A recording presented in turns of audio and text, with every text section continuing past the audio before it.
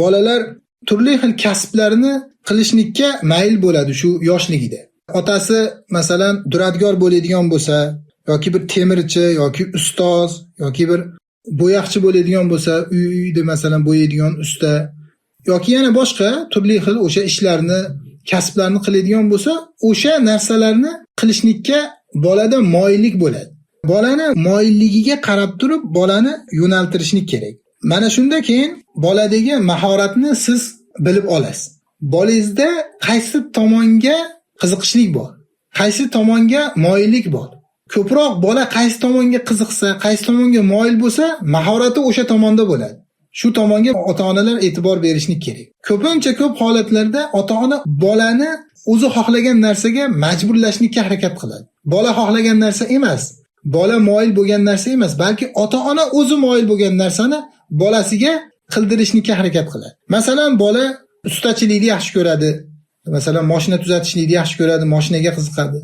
Ota aytadiki, ona aytadiki, yo'q, sen doktor bo'lasan, tish doktori bo'lasan. Bola unga qiziqmaydi. Bolani mahorati mashinani tuzatishlikda, ustachilikda bo'ladi. Lekin ota-ona boshqa tomonga uni majburlaydi. Mana bunda boladagi mahorat sinadi. Boladagi iste'dod, boladagi qobiliyat sinib ketadi. Chunki bola o'zi qiziqmagan narsani qilyapti. Kasbda hech bir kasbda aybi yo'q. Qanaqa kasb bo'lsin?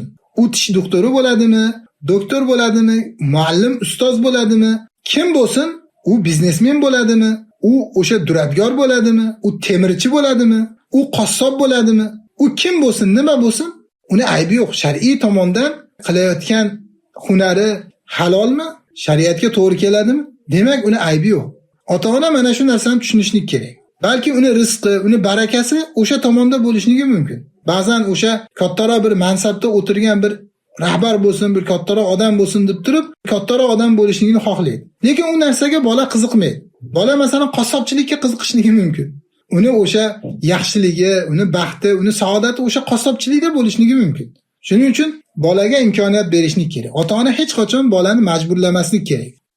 O'zini xohlagan narsani qilishlikka majburlamaslik kerak. Bolani qo'yib berishlik kerak. O'sha yoshligida bo'lib ham, yoshligida boladagi mahorat ko'rinadi.